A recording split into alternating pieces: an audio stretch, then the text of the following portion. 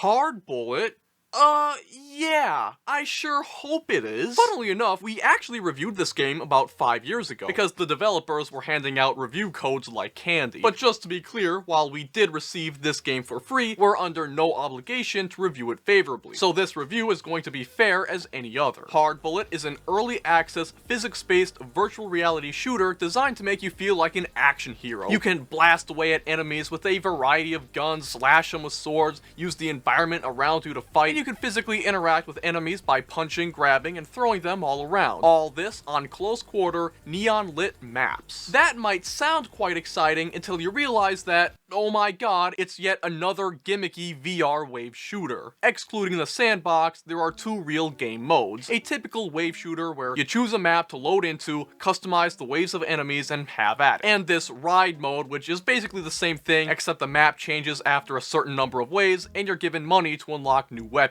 There is literally nothing to do in this game other than loading into a map and effortlessly killing wave after wave of respawning enemies. While a proper story is promised to come about at some point, it's been almost 5 years that this game's been in early access, and we still have not moved past this phase of generic, mindless wave shooter. Okay, so content is pretty limited, but at least you still have some kick-ass gameplay, right? Well, a lot of people get kind of lured into this game because they see YouTube videos and TikToks where someone's pulling off all these sweet action hero moves, but a big problem with this game is, yes, you can do stuff like that in the game, but there's really no reason to. Sure, you can yank somebody's gun out of their hands, you can grab them and throw them onto a meat hook, you can pull off all these flashy movie hero acrobatics, but all it really takes these guys is a simple blast of a shotgun, or mowing them down with an SMG, so none of that is really necessary. So playing how the game intends you to, it really just feels fake and artificial, because you're not really doing it out of necessity, you're doing it really just to do it. A huge factor in this game succeeding is going to be if it can manage to find a way to make these extravagant maneuvers feel as though they actually benefit the player during the course of gameplay. If playing in such a way actually helps them in terms of survivability, or if it's practical. If it can't, then the hook falls flat on its face. It's pointless. The lack of badassery is made even worse with the AI. The enemies you face aren't very robust or dynamic. They mostly just clump together and mindlessly charge at you. Sometimes they'll actually friendly fire because they're just so bad. The maps, of which there are plenty, aren't very interesting, to be honest. None of them really stand out from each other or offer any new avenues to gameplay. Although that being said, my personal favorite map is the pool, because look at this.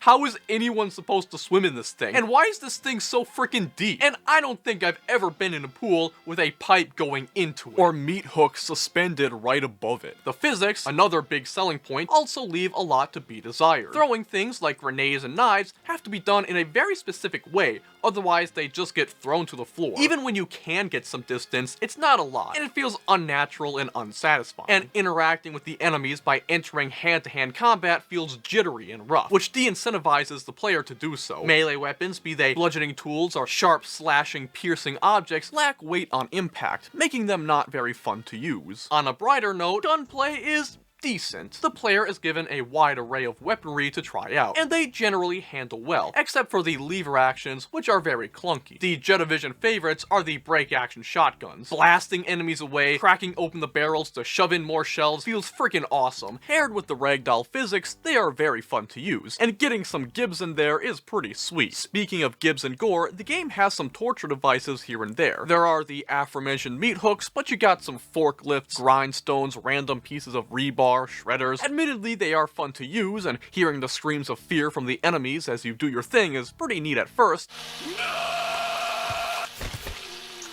But once again, it's really something you really have to go out of your way to do. Another cool idea, but ultimately impractical. Anyways, back to the guns. The lack of impact from certain guns makes some of them just not feel very fun to use. Some guns you can pump like 4 rounds into someone's chest before they react, which is quite unsatisfying. The game gives the player the choice to reload manually, as you typically would, or automatically by lowering their gun to their waist, making dual wielding a more practical endeavor. It's definitely appreciated that this game gives that choice to the player. As far as the performance goes, admittedly the specs on our PC are quite dated, being just over the minimum specifications for the game. So we did have to tinker around in the settings, and after doing so, it runs decently smooth, although certainly dependent on the size of the maps or how many enemies are present at a certain time. Again, it's decently smooth, although not as smooth as other, more expansive and higher quality VR games. We're not game developers here at the Jedivision, but it definitely calls into question the optimization here. So that's Hard Bullet, a VR experience that would have you believe that it puts you in the shoes of action movie heroes like John Wick or McClane. In reality, it's yet another gimmicky VR arena wave shooter sandbox. Hard Bullet gets a score of 3 out of 10. At $20, we don't recommend this game, and if it does interest you,